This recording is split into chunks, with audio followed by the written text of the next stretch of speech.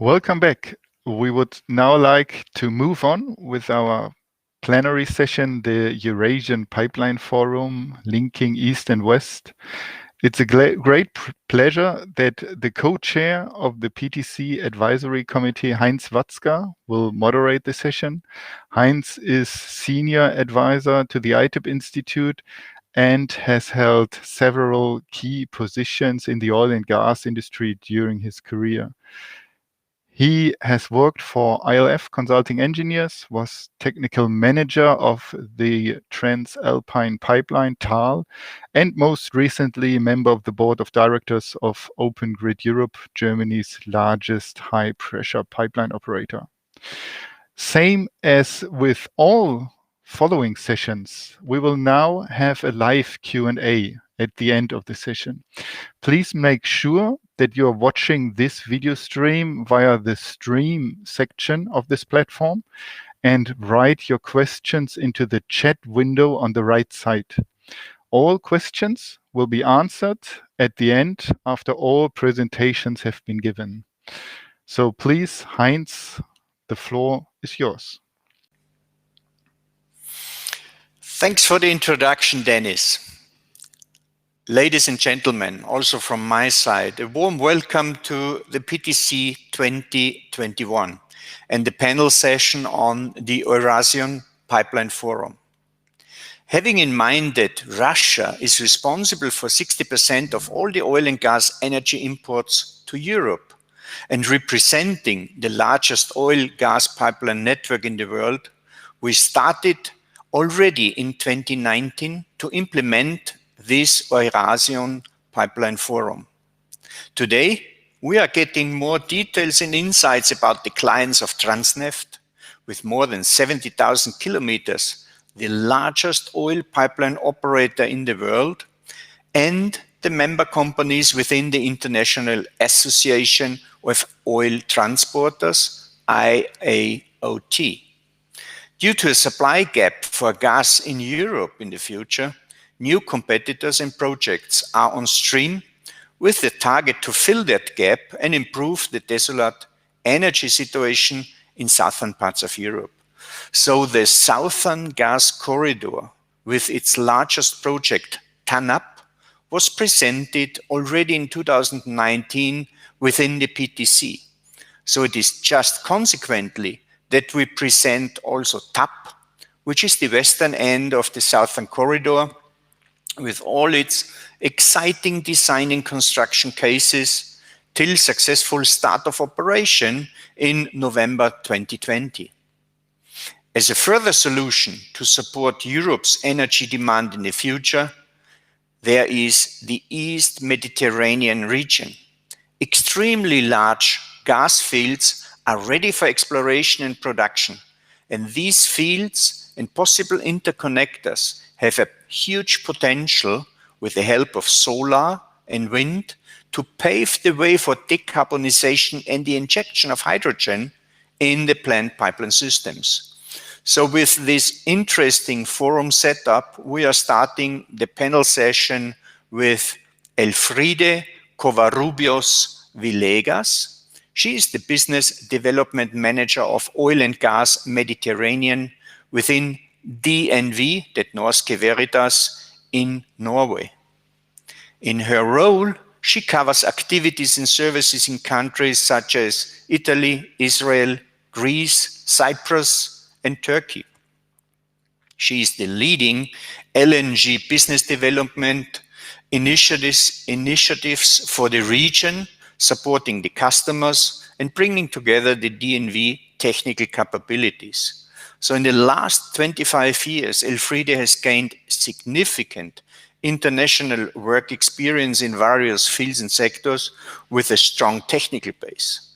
But furthermore, her commercial and management expertise, always with an entrepreneurial approach, attracts investors and customers in the oil and gas value chain or the projects with a strong low carbon path. In her presentation, she will focus on EastMed and the DNV outlook on the renewable energy and decarbonization path till 2050, the carbon capture and storage possibilities, the hydrogen injection and transport, as well as the full integrated energy hub function within this East Med region, and finally, the technical challenges of decarbonization within that energy hub. As a second speaker, we are proud to present Jaroslav Kocian. He's the chairman of the governing board of IAOT. He is chairman of the board and CEO of the joint stock company Mero in the Czech Republic. Jaroslav graduated from the University of Defense in Brünn. Then he took courses of management in NATO Defense College and Business Institute in Rome and Prague. From 2002 to 2011, he had several positions within NATO Joint Forces Commands. Thereafter, he was the director of Logistics and Resources Division in NATO headquarters in Brussels and Deputy Chief of the General Staff, Inspector General in the Ministry of Defense in Prague. He joined our industry Mero company in April 2019 as the chairman of the board and CEO. Since that time, Jaroslav also serves as the chairman of the management board of the International Association of Oil Transporters. So with his presentation, Jaroslav will give us an overview of the largest oil pipeline network, IOAT, which is 115,000 kilometers long. Furthermore, he will focus on the technical aspects of energy efficiency, supply, integrity, and legal aspects within that group. Furthermore, he will focus on the successful implementation of energy benchmarks and results within the members, and finally, pinpointing on the advantages and bridging function of the association between Eastern and Western pipeline operators. The third and final presentation will be held by John Haynes. He is the project director of the Transadriatic Pipeline in Switzerland. John joins TAP from BP with more than 25 years of international experience as a major project leader. During his last assignment in Azerbaijan, John was the project general manager leading the delivery of Shah Deniz gas field onshore gas processing facilities. So his presentation will lead us to the Southern Gas Corridor and the role of TAP within that gas infrastructure serving Europe, the commercial, the operational, and the safety targets which have been reached, and a look on the different countries and opportunities with Greece, Albany, Italy, the onshore and the offshore part, and finally, case studies on the future role of the TAP system with the potential possibilities of hydrogen transport. So let's start with that show, and Elfride, the floor is yours.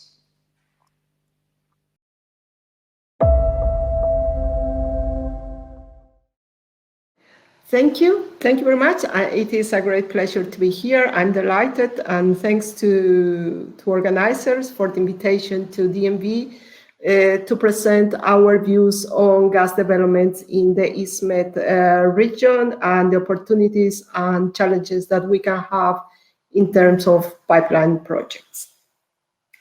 I will start my presentation with some figures showing what we got from a benchmark study that was done last December. In practice, every year, DNV is asking to the main players in the oil and gas sector what is their feelings, sentiments, confidence, and priorities that they have for the coming year.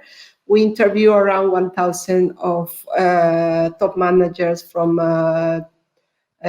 downstream, midstream, upstream. Okay, so what we can see here is that there is a lot of interest on some changes, some diversification, Most of the respondents said that they will be interested on some renewable projects and decarbonization projects. In practice, most of the organizations in the sector, they intend to invest mainly on new renewable energy projects. We have around 57 of the respondents that they said that they will do this. While on the other hand, we see that there is not too much interest or prioritization now to invest on oil projects. You can see a decline there going till 21% in comparison to the previous year. On the other hand, you can see that gas is more or less keeping steadily in these years, and investors are willing to continue investing on gas projects. On the right side of this slide, you can see figures for ISMET respondents. So there is a little bit more optimism on investing on green projects or decarbonization projects, as well as on gas. These are the two priorities in the region. Obviously, going on oil projects, it's lower than the average of all the respondents. So where these companies are willing to invest, you can see here that there are many types of projects where these transformations are coming, mainly in terms of decarbonization, and where the industry is willing to invest. First of all, we have the carbon capture and storage.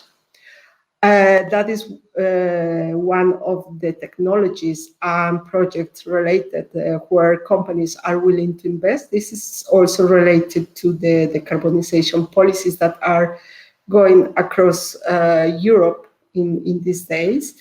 Then we have floating offshore wind opportunities. We have something on geothermal. We have green hydrogen as well.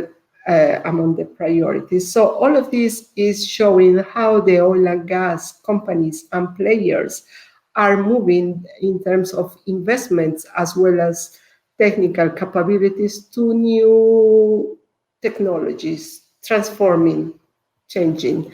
You can see that around 62% of the respondents expect that their companies will invest on different type of projects out of the oil and gas in these years. So that is something interesting for the sector. That means that we are in a very intensive period of changing and transformations. This is perfectly in line with what DNB forecast. DNB every year issue the ETO, the Energy Outlook report, where we do some forecasting on how the energy consumption and demand will go from these days till 2050. What we see on our last report that was published on 2020 is that like we had last year, around 19% of the renewable or non-fossil fuels use in the world. But what we see and what we forecast is that for 2050, we will be around 46% of using renewable sources to have energy. That means that we will be around 50-50 between fossil fuels and renewable sources to have energy in the world. On the other hand, what we can see is that the COVID-19 has really impacted the business and the energy demand. In practice, what we could see is that there has been a drop on the around 8% on the energy demand last year. This 8% will remain during the coming years till 2050. This brought also a benefit, that is reduction on the emissions of CO2 to the atmosphere, but that is not enough to reach the Paris Agreement. So some additional efforts are needed in the coming years, and probably that is why we see this interest from the oil and gas players on differentiation on going for different type of projects, more on renewables or decarbonization ones. Other key output is that on 2034, we expect to have the peak on energy demand. Later on the coming years, we will continue using the energy, but it will be used in a better way, we can say. There will be a lot of energy efficiency there, so we will use in a better manner the energy that we have. And for example, we expect to have around half of the cars that will be run with electric equipment. So that is also an improvement, and it will help to reach in some way also the Paris Agreement goals.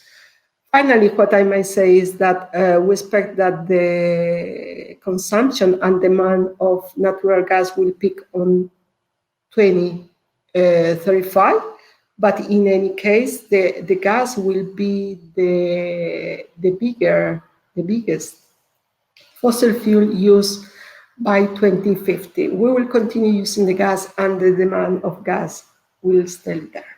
So it's time to us to think and to see why in the ISMET and in Europe gas is important.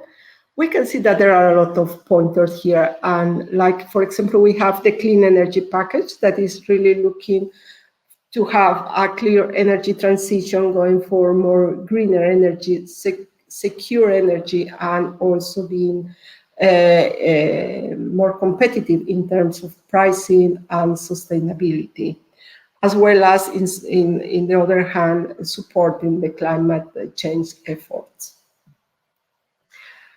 Europe has low targets where we expect to have decarbonization, and we have some national and sectorial goals to reach. So also there are some investments based on this.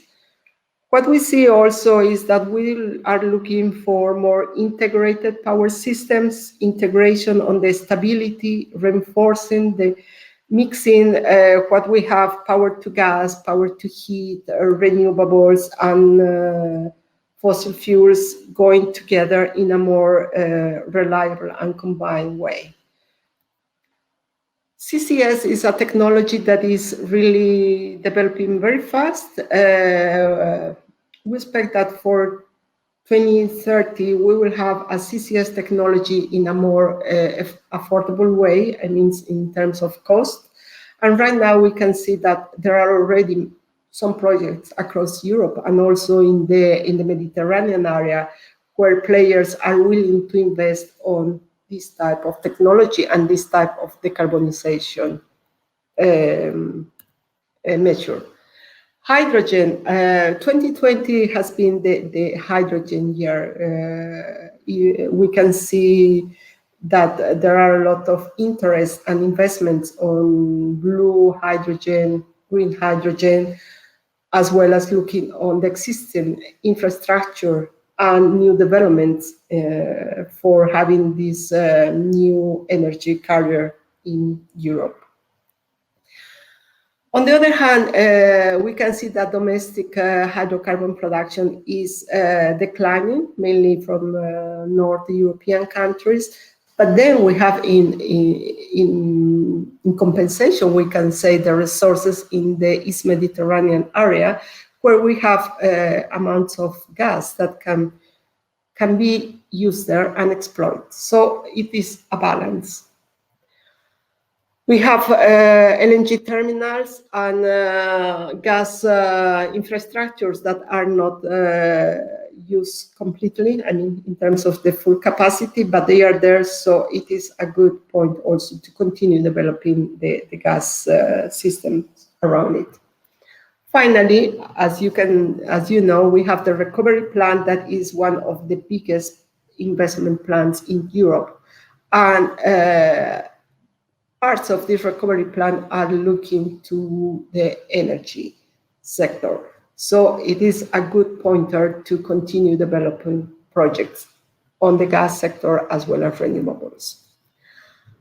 Why we think to the Mediterranean area as an energy hub? Mainly because we have large gas resources. Their great discoveries have been done in Israel, Egypt. We have new developments expected in Cyprus, Greece. So we have a bunch of gas resources in the area. On the other hand, we have very good renewable capabilities. We have sun, we have wind, and this can mix and combine together very well also when we are talking, for example, about offshore wind projects. On the other hand, we have the opportunity to export the energy. I mean, we have a lot of resources in the region that obviously will go first to cope the local needs, but we can also export this energy. And we have already good ways to export this. We have pipelines like could be TAP, TANAP, ISMED. We have some LNG terminals. So the energy that we have in the Mediterranean area can be exported easily as needed. We have the infrastructure. As we said, we have transmission lines, distribution lines. We have a good network around this. On the other hand, what we see in the region is that there are many oil and gas players willing to invest on gas projects, as well as on some renewable initiatives. You see that in these days, most of the oil and gas players are moving to a mix type of energy. So we have these cases as well in the ISMED. And this is good because we have plenty of resources around the area. On the other hand, we have some technical capabilities that can move from the oil and gas to more renewable opportunities and vice versa. This is already in place, and we can see some examples that probably in the coming days my colleagues will present to you on the coming talks during the event. Finally, what is really relevant as well is that we are in the Mediterranean, so we have many actors around. We have vessels, we have ships. They are looking as well for some way of decarbonization. They are looking for green fuels. So we have plenty of actors that, if we combine them in an active way, an integrated way, we can have a real energy hub in the Mediterranean area. There are also some collaboration agreements between companies, among governments, and as well as the technical institutions for supporting these developments. Obviously, the developments have some challenges, and in this case, we have some challenges in terms of decarbonization path. You can see on the right side of the slide some of the ways to have decarbonize energy. While doing so, we will have to tackle obviously some challenges, like we have to check and verify if what we have already in place, like for example pipelines, are suitable for this new type of gases that we want to transport, like could be blended gas, just natural gas, or 100% hydrogen. So some checks are needed there. We have to obviously check as well the facilities and the equipment. For example, we are talking about valves, flow meters, pressure devices, compressors. So you will see also my colleagues I think tomorrow, they will present to you some of the challenges that are linked to this decarbonization path, but they are addressable. And we are happy to see how the existing equipment can be adapted to new type of gas as well. Integrity assessment is another area that has to be under consideration. Hydrodynamics, that is something that is coming in terms of the gas velocity, the pressure, the engineering principles. Operational assessment, this is another topic. What about the transport capacity, the gas, the composition of the gas? This can be guaranteed or not? How it will change during the time? The amount of energy that can be transported, the velocity of the gas, and so on. All these checks are needed, but one of the key issues here as well is the safety assessment. Safety is a critical element on this decarbonization path and the technical challenges, not just because of the regulators that they want to see that the projects, the equipments are responding to safety standards, but also for the stakeholders and the population and the engagement with these stakeholders. We have to show that these projects are developed in a safe way and we are ready to respond to eventual situations that are expected and foreseen. So all the safety assessments are needed in terms of hazards and behavior of the hydrogen or blend gas, or as well as the natural gas transportation.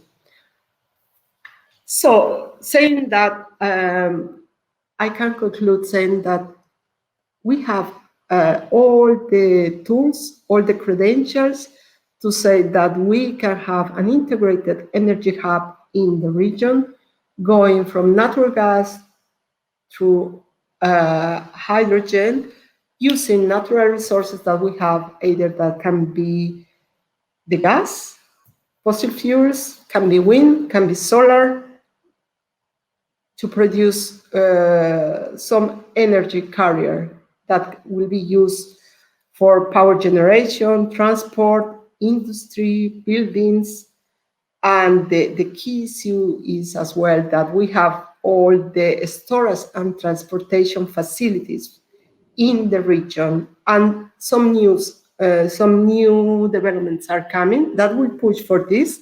There are a lot of investments and funds about this, as well as interest from the main players to play an active role in the Mediterranean area, and particularly in the East Med region. Thank you very much for your time. Here you can see some of our credentials. We are technical advisor and energy experts. We are happy to respond to your questions, and thank you very much for your time and listen to me. Thank you. Bye-bye.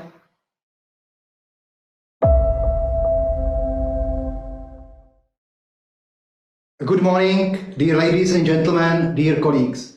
Let me thank the organizers of this Pipeline Technology Conference for the possibility for all of us to meet and talk in nowadays harsh COVID conditions. At this Eurasian Pipeline Forum, we are going to talk about the International Association of Oil Transporters effectively linking East and West. Slide 2. We will talk about the history of the association's creation, discuss its values, composition, and structure. After that, I will describe the activities, what we are doing as the association, and what we plan to do, and what we have ahead of us. Slide number 3. The association was established in 2013 in Prague at the initiative of crude oil pipeline operator MERO Czech Republic, of which I am the chairman of the board of directors. The association was originally developed from the group of Družba pipeline system operators. The unique international pipeline project Družba started more than 6 years ago and connected at this time the Soviet Union with the refineries in Czechoslovakia, Poland, East Germany, and Hungary.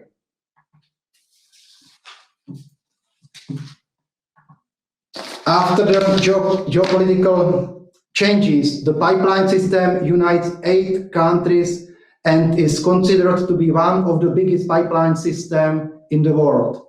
The word družba means friendship, and Prague-based association inherited this spirit of friendly international cooperation. In 2015, Russian Transneft and Transpetrov of Slovakia joined the association, then followed by Belarusian Gomel Transneft Družba, Hungarian MOL, and Kaz-Transoil Kazakhstan.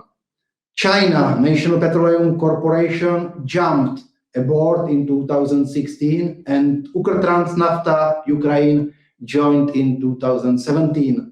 Croatian Jadransky Naftovod Janav became the member in 2020. The Caspian Pipeline Consortium is the observer since 2015. Now the associations unites 9 members and 1 observer from all over the continent, from Pacific shores to the heart of Europe. Geographical distance between the facilities exceeded 8,500 kilometers. From east to west, it means from Port Kozmino to Port Omišalj in Croatia, and 5,700 kilometers from north to south, from Zapolarje to Guangzhou Refinery in China. Slide number 4. Those are the logos of our members. All of them are well recognized. Among our members, we have different companies. Some of them integrated oil companies, some of them are dedicated to pipeline transport only. Few of our members operate sea terminals. Some companies deal with crude oil only, while others with transport oil products as well. We operate in different areas, from beyond the polar circle to steppes and deserts, in mountains and swamps, crossing the rivers and roads. Pipeline goes in deserts and heavily urban populated areas. Our member companies are different in size and structure. Slide number 5. Our mission is to protect and promote the common interests of its members in relation to the public authorities, the media, and public, and to ensure the safe, reliable, and sustainable supplies of crude oil and oil products. We are not governmental or not commercial organization. Association is primarily a professional discussion club, not a lobbying structure. I will specially outline that among the first strategic documents prepared and adopted in the association were the memorandum and the guidelines on protection of competition, aimed to ensure the maximum compliance of association's activities with national and international legislations on protection of cooperation. Slide 6. Here is the organizational structure of the association. Members are the legal entities. Each member company delegates its representatives to the governing bodies, the assembly meeting the yearly basis, and the governing board meeting twice a year. Each company has the equal voting rights. Currently, I am the chairman of the governing board, and Mr. Nikolai Tokarev, president from Transneft, is vice chairman. The board discusses and approves the strategic documents like the statute and working documents such as action plan for 2021. The executive director, currently Mr. Ruzhinsky from Transpetrol, handles the operational work. The general secretary and the small secretariat based in Prague support him in day-to-day activities. Slide 7. The activities of the association are described in the action plan. The main aim is to find, identify, and develop the best practices in the area of pipeline transportation and storage. One can mention the governing board meetings, technical visits to members' facilities, conferences, formal and informal discussions, and activities organized by permanent expert groups. Currently, we have 4 groups meeting on the regular basis: group for energy efficiency, group for supplies, group for legal issues, and group for safe, reliable, and effective operations of trunk pipelines. Slide 8. Prior to describing the permanent expert group's activities, I would like to stress that inside the association, we are trying to organize all events on the industrial facilities of our members or to arrange the technical facility visits. As a part of these events, we consider the live discussion inside the technical facility is one of the best ways how to exchange our experiences. Slide number 9. One of the brightest examples of the exchange of the best practices is the activity of the Group for Energy Efficiency. The group was created in 2015 with the purpose to exchange experience in energy-saving technologies. As a result, the unique technology was created known as the Energy Efficiency Benchmarking Procedure. It allows, with the minimum volume of actual data, to perform technological calculation of oil pipeline parameters to deliver recommendations for possible reduction of electric energy costs, as well as to bring into comparison all the variety of technical and design solutions of national pipeline systems. Slide 10. Our colleagues from Transneft Research and Development Institute and Transpetrol are to make the dedicated report about methodology of the energy efficiency benchmarking procedure. The achieved results will be presented at this pipeline technology conference tomorrow within the integrity management technical session. I will only mention that from 2016 to 2020, this benchmarking reduced electricity consumption of associations member companies by 12%. Slide number 11. Recently, in 2019, the new permanent expert group was created by the initiative of Transneft Group for Safe, Reliable and Effective Operations of Trunk Pipelines. The platform is focused on the issues of the system integrity. All of us remember the earthquake at the end of last year on 29 December near the town of Sisak, Croatia. Company Jadranský naftovod has one of its facilities there, Sisak terminal. Thanks to the planning and the safe design, the earthquake did not affect the facility. As a part of group activity, we are planning now to create a structure for support and practice sharing in a similar situation within the association. Slide 12. Another good example of identifying industry's best practices is the international competition Best in Profession organized under association's auspices. The last event, which took place in 2019 in Atyrau region of Kazakhstan, gathered 44 young participants from 7 countries. They competed in 8 engineering professions, and the evaluation criteria included theoretical background, practical mastership, and compliance with health, safety, and environment requirements. Again, I will stress that the participation is voluntary. The companies who do not have the full portfolio professions can present their candidates in fewer nominations. Slide 13. Associations member companies also can delegate their young specialists to the International Scientific and Technical Use Conference. This biannual event is held by Transneft and allows young technician specialists to present to the industry their best technical solutions. Slide 14. The association actively participates in professional events in the field of energy transportation. We had booths at such known events as Hannover Messe, Pipeline Technology Conference here in Berlin, and Abu Dhabi International Petroleum Exhibition and Conference.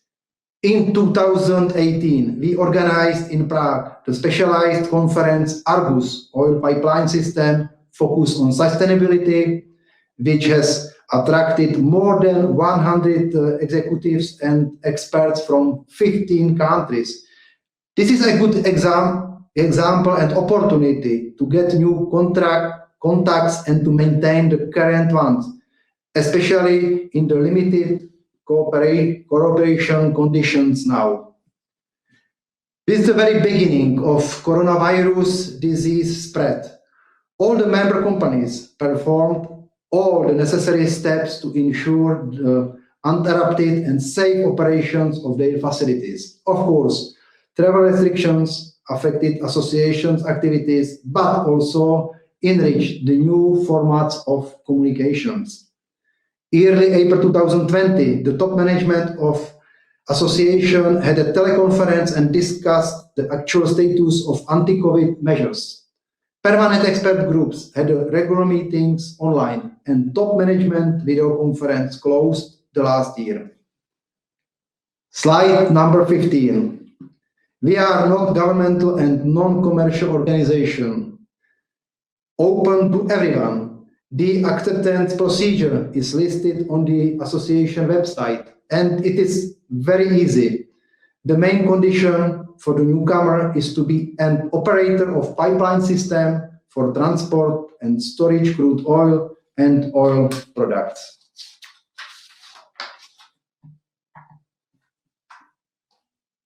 Last slide.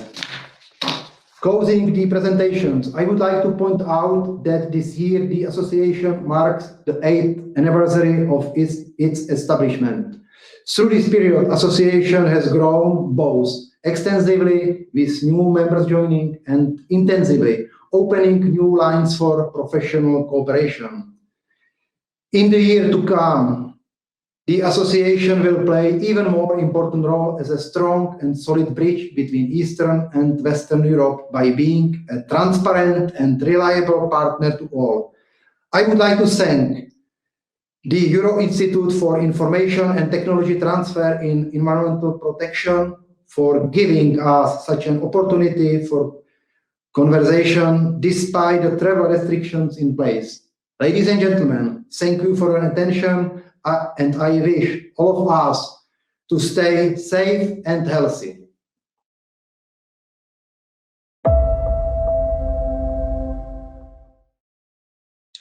Hello, ladies and gentlemen. My name is John Haynes, and I'm the Project Director for Transadriatic Pipeline. And today, I will take you on a short journey of our 4.5 years of building the TAP pipeline. And we'll also show you some insights to a few challenges as case studies that we encountered on the way. So first, very quick introduction to TAP and the Southern Gas Corridor. On the top of the slide, you can actually see the extent of the Southern Gas Corridor, 3,500 kilometre pipeline from the Caspian all the way through to into Europe at the foot of Italy. And it transverses 6 countries. TAP is shown in the lower part there. It's the left-hand side of the upper map, and TAP is itself 878 kilometres, and it traverses across northern Greece from the Turkish border, across Albania, across the Adriatic, and then comes up into southern Italy and connects into the European gas network. The Southern Gas Corridor is, without doubt, one of the most important and tangible and mature efforts to improve the European energy security and diversification. TAP itself, which is the final leg of the Southern Gas Corridor, has 6 partners, or 6 owners, and that is SOCAR, BP, Snam Redegas, Fluxys, Energas, and Axpo. Just a very quick insight to TAP itself. It comprises 878 kilometres. As I said, it's got 55,000 pipes in the ground. There's approximately 180 kilometres of access roads and rehabilitated roads in Albania so that we could get the access required. It's got a current capacity of 10 BCMA, although the pipeline is sized for double that, 20 BCMA. And at peak, across the pipeline and across the compressor stations, we had 6,500 plus workers. There's a large biorestoration part of the project where over 750,000 trees have been planted, and we have a livelihood assistant and transitional LATS support to getting the livelihoods back of the individuals and so forth whose lands we have crossed.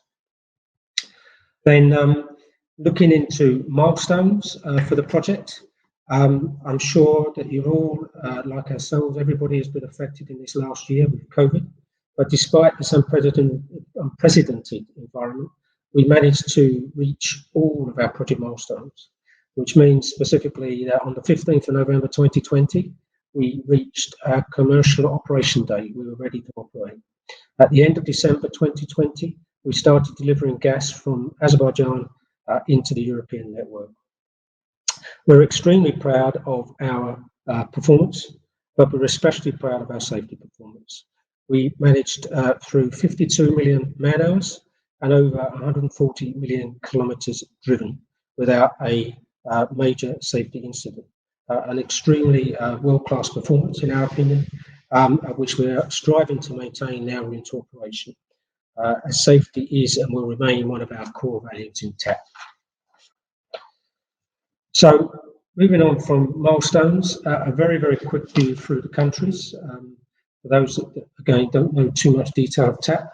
So, in Greece itself, 550 kilometers of pipe length, 22 block valves, one compressor station, which is at Kipi, and that's just inside of the Greek-Turkish border on the Greek side, with 32,000 line pipes installed. And in the photographs, you can see on the bottom left, Kipi compressor station in its final state of completion. There's some activity on the right of way there, and you can see with the dicker and backfilling, and also on the right hand side, you can see how well the crops are back in the fields in the right of way, and livelihood is being restored. For Albania, here we've got 215 kilometers, 8 block valve stations. There's a landfall station as well, obviously by the Adriatic.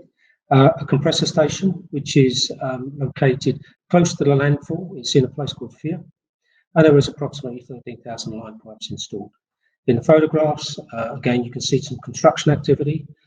Albania itself has a very high mountain range. We crossed over 2,100 meters, and you can see on the bottom left a good view of when we're working at height and the distance and so forth.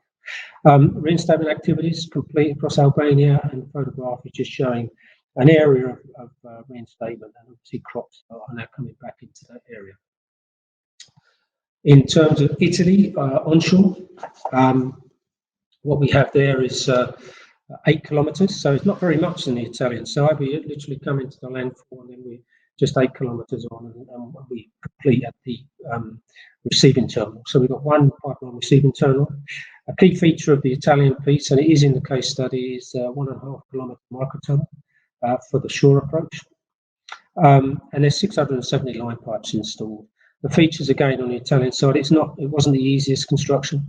We did have restrictions on the right of way due to permit restrictions and so forth. We were working a very tight right of way along the route. We also had olive trees, part of permit again. We needed to remove the olive trees, and then we needed to put them back. And you can see in the photograph the actual reinstatement of an olive tree ongoing. In terms of the offshore campaign across the Adriatic, we used the Costoro 6, or Costoro 6. We pulled in through the microtunnel. As I say, we'll talk about the microtunnel later. And then we laid back from that pull-in across to the Albanian section. And in the Albania, close to the landfall, we did an above-water tie-in. So the campaign started mid-January 2020, and we were complete by June 2020 in terms of that pull and welded out. So another feature in terms of the offshore pool was on the shallow waters, particularly on the Italian side, the seagrasses and the bioconstructions, the corals, and we had to have a very accurate lay and work very closely with the authorities in terms of meeting the permits and the permitting conditions of being able to lay without damaging the environment, the seabed environment, and really a very successful outcome was brought about by that close collaboration. So that's a very, very quick tour around TAP, giving you some insights. Now we'll move into case studies. So the first case study we really wanted to just touch upon was the one on the left-hand side here in the photographs. This was a crossing.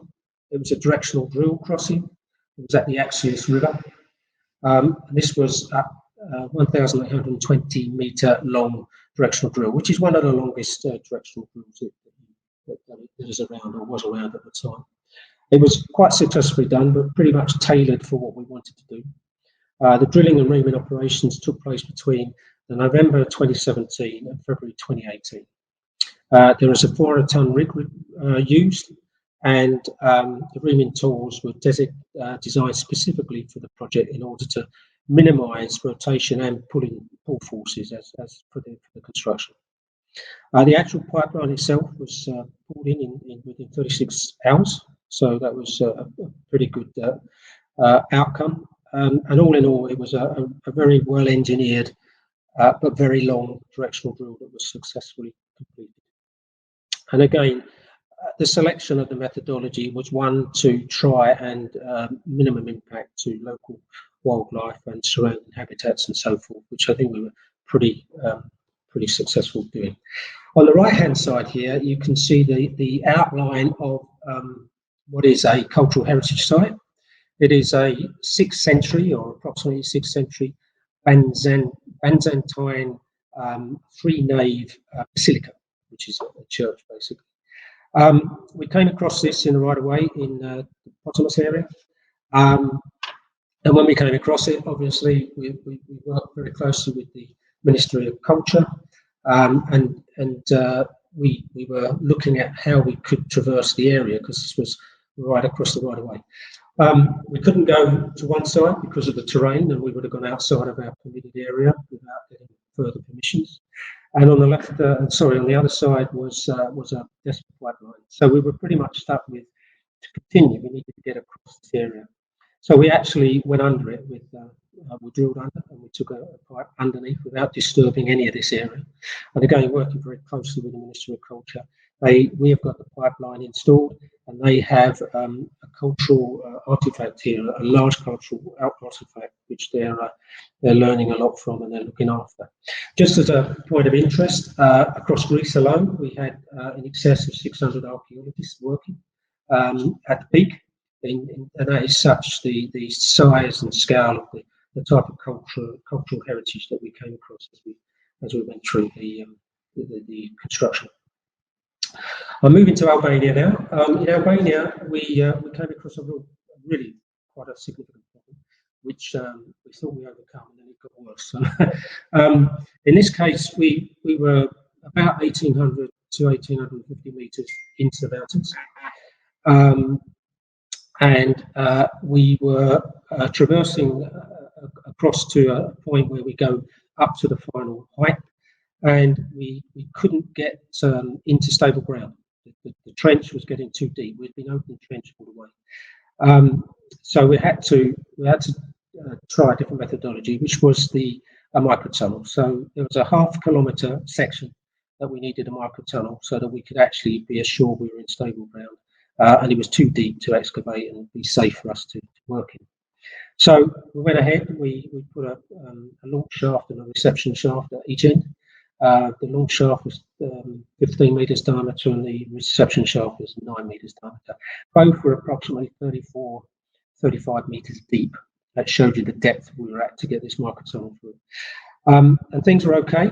And I think we kicked off in the July of 19.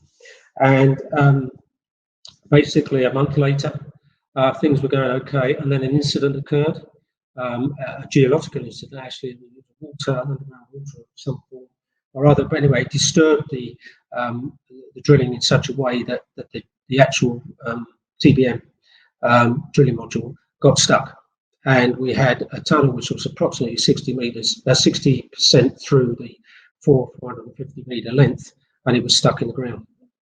So we obviously looked at what do we do here, and we were looking at the retrieval solutions, and we had three. We had one which was to sink a tunnel, basically not a tunnel, sorry, a reception shaft, basically over where the TBM had stuck, and then recover the TBM and restart from that point onwards to finish the tunnel. Another methodology was to consider a mining technique, basically, where you just basically dig a cavern back to where the TBM would be from the reception shaft. This would have entailed, obviously, reinforcing the cave-like structure that you're digging through as you move forward. And the final one that we had was one which we all thought was a little bit probably not going to work, but we'll give it a try anyway. And it was one we could do in parallel while we were doing these other methodologies and see what we were doing. And that was to go inside of the tunnel. The tunnel was about 600 metre internal diameter, 1.6 metre internal diameter. And inside there, starting from the thrust bore end, you basically start to break out small sections of the jacking pipes that are installed as you push in the microtunnel. And using the jacking systems that you've got at the launch area and the interstage jacking points, you can create a lesser length to persuade to move. And then once you get it moving with the benzonite mud around it, you can keep it moving backwards and forwards. You just gradually move it backwards and forwards, and you go further into the tunnel, you do the next section, and do the next section, and the next section.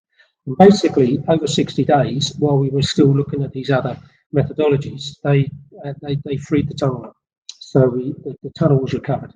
A tremendous feat in an area which is very remote. It takes 3 hours just to drive the access road to get there. The winter is snowed off, so we're up against tight deadlines to try and keep things working while we could work up there. So an extremely good outcome for us all. So that's the Albania case study. In Italy, I talked about the microtunnel several times. The approach to the beach for Italy, the Italy side, was one that we couldn't open cut across the beach area. It's a very, very significant tourist area, and there was no way that we could have a beach open for that period of time. So a microtunnel was selected. This is a long microtunnel. It is just under 1.5 kilometres long. And it is of 2 meters, just over 2 meters diameter on the outside of the jacking pipes. As a long tunnel, there's quite a few things that needed to be looked at to try and make sure that we mitigated against any potential problems that could be foreseen. Particular areas that were very successfully mitigated for or dealt with were the actual management of the spoil or the fines that come back out of the tunnel as you dig it with the slurry mud, and that needed to be separated. We didn't have much room at the entrance point where the jacking pit is. We therefore needed a good separation equipment and facility, good mud tanks, and then a process of being able to move the separated spoils away to another area so that we could keep space and moving around at the head of the tunnel. That went extremely well. What the contractor put in place was excellent. The other thing was looking at the pumps at the drill head and making sure, as these were electric, that they didn't suffer from the degradation of power due to the length of the tunnel. And again, there was a very significant electrical apparatus put together to deal with that and ensure that the pumping would be stable, and it was throughout. In fact, the tunnel reached progress of some 8.5 to 19 meters per day at peak, which was an excellent rate, and we did it within the allotted time. At the Adriatic end in the sea itself, where the tunnel stopped, our method of recovery was one that we put a cofferdam in at the end of the tunnel, and at the point of opening up the tunnel, we dig down, flood the tunnel through the actual TBM, and then we recover the TBM, put the bell mouth on, and then prepared for pulling in the pipe from the Castoro 6. So that was a very successful operation. And as you can see here, photographs of the actual machinery. There's the tunnel machine on the top right. You can see the cutting head on the left there, and you can see it in the thrust or the launch pit, ready to start. In fact, second picture there on the bottom left is it started. Okay, so that's it in terms of our presentation for the case studies and so forth. I think it just leads me to finish with basically where TAP is. We're really pleased to be able to be completed with the last leg of the Southern Gas Corridor, and the Southern Gas Corridor is a key step towards the energy security and diversification. This will encourage, we believe, market competition, creating a more competitive environment for end consumers, and that will also support market integration in Southeastern Europe via the physical interconnections to key infrastructure such as the interconnector Greece-Bulgaria and the Ionian Adriatic Pipeline. We see TAP as a very positive development for the wider Balkan region. And another important fact is that the project itself will help contribute to the transition and the decarbonisation, but transition to a greener future and decarbonisation.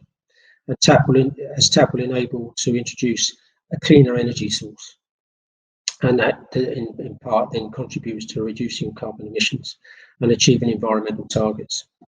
Retrofitting the existing infrastructure and hydrogen are important elements. Basically, we, as I said, we have a 20 BCMA pipeline, and we are looking at the expansion cases right now. And there was a market test that went out last year. And part of the expansion, we will be looking at the hydrogen blending in terms of the expansion equipment, trying to make it ready for hydrogen blending. And we're also looking at what it would take in the infrastructure for a hydrogen blend. So that's other study work that's ongoing. And specifically on the point of expansion, TAP's market test, which was launched in 2019, will continue with the binding bid phase this July. This process will allow shippers to express their interest in transporting additional natural gas via TAP, but at a later phase, book long-term capacity, therefore enabling the future expansion of the pipeline. So I think that's all I've got for you today. I hope you found it interesting. There is a video which hopefully will show in the next few seconds to give you a little bit more flavour of the journey that we've had. But anyway, in the meantime, very good to talk to you, and thank you very much for listening. Bye-bye.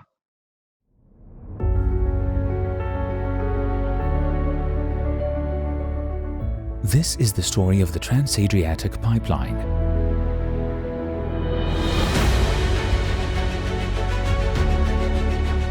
The story of a strategic piece of infrastructure crossing Greece, Albania, and the Adriatic Sea to reach Italy. Our journey was exciting yet complex. We started by engaging with the local communities along the pipeline route, our neighbors-to-be. We laid 55,000 line pipes underground and underwater across our 878-kilometer route. We protected the environment, sensitive ecosystems, and critical habitats, as well as cultural heritage findings along the route. We invested in the growth of local communities through social and environmental projects, making a real difference in people's lives.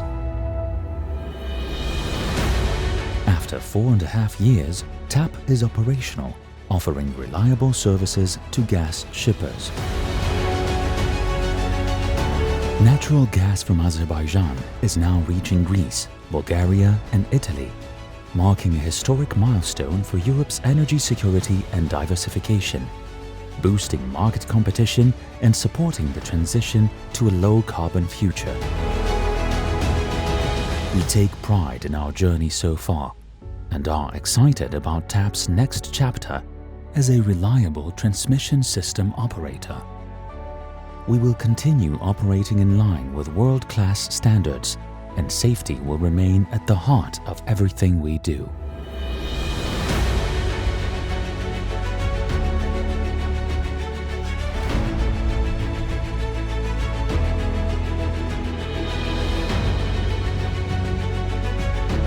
TAP, as part of the Southern Gas Corridor, will contribute to Europe's energy objectives for decades to come.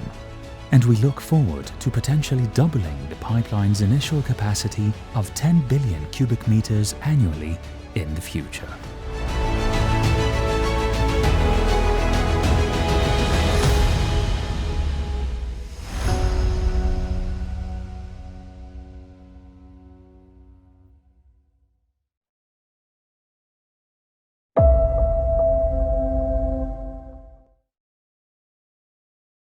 So, thank you to all the presentations and the presenters having done an awful and wonderful job. Now we are in the Q&A session.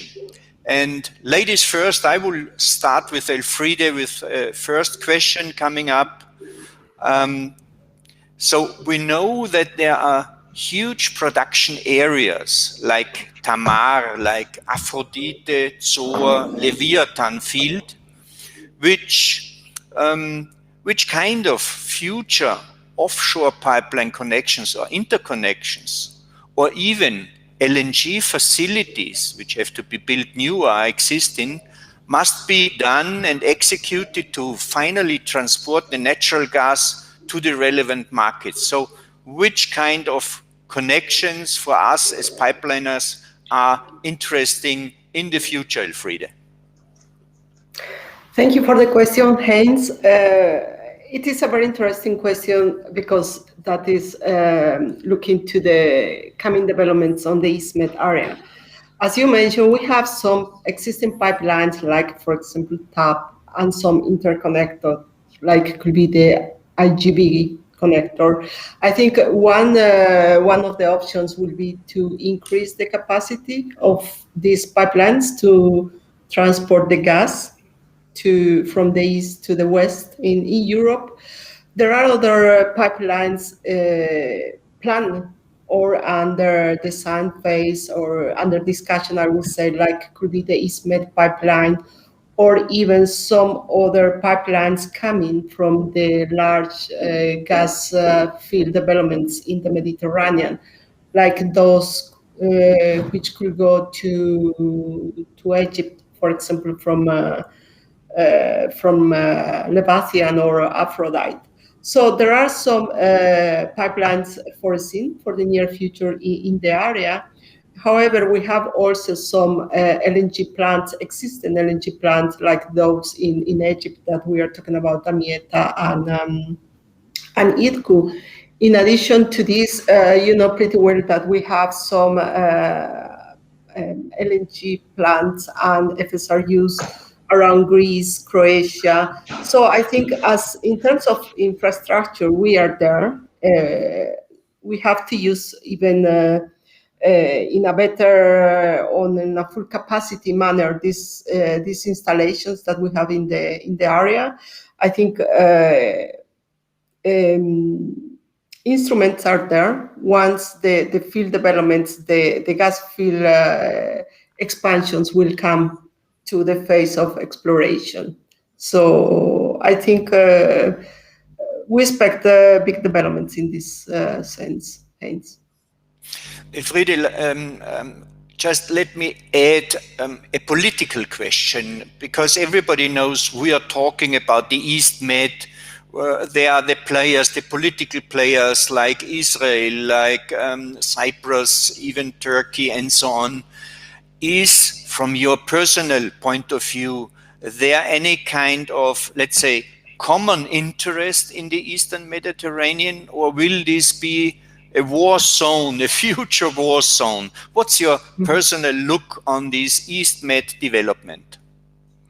Absolutely, absolutely, Heinz. There is a huge interest on collaboration, cooperation. In different levels. We can say this at government level. You know that there is an East Mediterranean Gas Forum that was created, and there are many countries signing in, like we have Cyprus, Egypt, Greece, Israel, Italy, Jordan, Palestinian authorities, and we have other observers as well from outside of the East Mediterranean area, because they have some interest, like could be France or or UIA. They asked for this. But collaboration is not going just at governmental level. Collaboration is going among oil and gas players. You know that the big players are in the area. The international players are there working together with the local players. We have local companies really developing some projects there in terms of gas developments.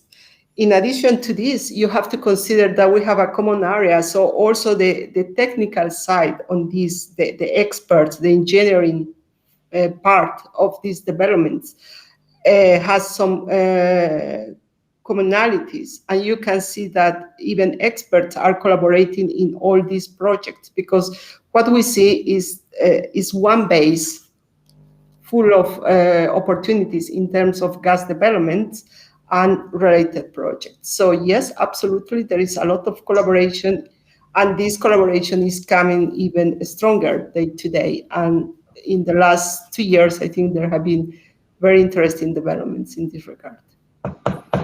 Okay, thanks, Elfride. This makes me keen to my next question to John. We heard that the Southern Gas Corridor at the moment is designed and has a layout of roughly 10 BCM. There could be a further expansion. What are the ideas at the moment, the visions of TAP and the Consortium of the Southern Gas Corridor to increase this installed capacity, and what are the necessary steps? Okay, thank you, Heinz. Yeah, as you've said, we're set at 10 BCMA. The pipeline itself is actually sized for 20 BCMA. So expansion can take many different shapes. Depends really on what the demand is for that capacity. So for us, the demand is, we have a capacity there that we can expand to. And that's regularly put out to the marketplace under market offerings under the regulations for the areas that we work in. So for us, we can expand in increments, or we can expand in one step. If we're in increments, the compressor stations themselves that are now existing, we've got 2. One in Greece, one in Albania. Both of those can be expanded by 2 or in one particular case 3 machines. We also have the potential for new gas compressor stations, again one in Greece and one in Albania. And if we were to expand to the full 20 BCMA, we would require to add 2 extra stations as well as expanding. So we can actually move up in, as I say, incremental amounts. It really comes down to what the demand is for the capacity at the time, and that is taken up by the market tests that we do, and we have to do those every 2 years under the regulation. Okay. I learned that within your neighborhood of TAP, there are other interconnectors already in the phase of construction, like the Ionic Adriatic Pipeline and others. Which kind of future interconnectors you see in that direction, let me say in the direction of Southeastern Europe? So you're quite right. We have a couple of connectors right now. We have, as you said, the Ionic Adriatic Pipeline, the IAP. We've also got the interconnector Greece-Bulgaria, the IGB. They are both under construction, and they both have connections to the Southern Gas Corridor, or the TAP pipeline, which is part of the Southern Gas Corridor. In terms of other connections, again, I think it's a little bit what Elfride was saying was it's really about what gas is available and therefore what's coming into the pipeline system. And that's down to the developers and so forth of those gas fields. And then it's what who wants to take up capacity in the Southern Gas Corridor and future connections. What we do see particularly on something as large as the Southern Gas Corridor now coming into fruition, is that we've now got the spine, if you like, in place. So that creates the opportunity to expand across Europe the supply of gas. And certainly we see that as quite an exciting future in terms of expansion in Southeast Europe, up into the Balkans and so forth. So gasification of areas like that, we believe, will actually take place. And you know, we see interest, but again, it comes down to the developments of and the match between the gas availability and obviously the desire to move into those areas with gasification. As far as TAP goes, you know, if a capacity is booked or under a market test is taken, and we require a connection, then we need to make that connection available, and we work with that off-taker to make that happen. John, I have seen just a question coming up from the questionnaires. Somebody is asking about the technology which you are using at TAP or even in the Southern Gas Corridor to avoid or prevent third-party action. Third-party action? I'm sorry, I don't quite understand the question. What type of third-party action? Third-party action means minimizing any damage to the pipeline by excavators, or even stealing gas or the product by itself. So third-party. So there's various, third-party impacts onto the pipeline. So there's various technologies that are available, and the Southern Gas Corridor has fibre optics actually running alongside it. And this is the technology, the latest technology, if you want to call it that these days, where you can actually detect movement very close to your pipeline through the fibre optics. And I won't go into the detail of it, but this technology is a few companies out there that have it. It's basically monitoring the signal that comes down the fibre optic. And if there's any disturbance at all, that signal alters in a certain way, in a certain shape. And you can detect that, and you can also detect basically where it is along the KPs to say the position. The actual detection and the footprint that you get obviously takes a little bit of way of initially setting that up and understanding the dynamics. But eventually you can tell when somebody's ploughing a field, which is not an intervention, or if somebody's actually getting down and trying to actually get closer to your pipeline with some form of excavation. And if there's any interference on your pipeline, again, you'll detect that. So it's quite a good technology. I'm not sure exactly what is in place in other parts of the pipeline system.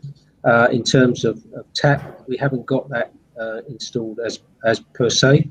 But we have other technology in terms of looking at the dynamics of the system and so forth. We also at the moment do quite a lot of patrolling in certain areas to again, you know, make sure that we haven't got intervention that shouldn't be there. And also there's a lot of learning going on the new corridor and working with the local communities and so forth.